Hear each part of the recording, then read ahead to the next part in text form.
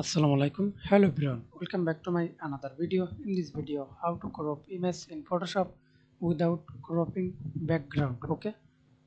I use for quick selection tool. You can use with the pen tool. I use quick selection tool. Then select the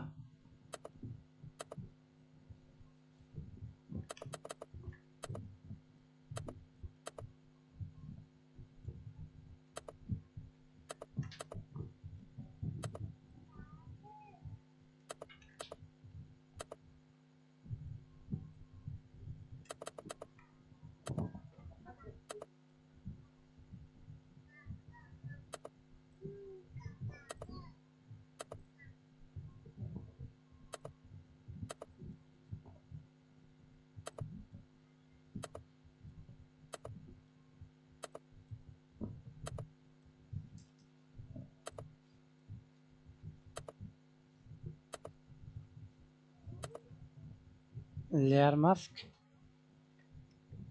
Control J. Control I.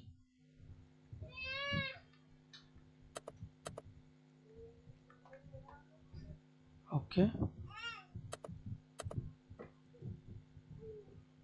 Now we can see this.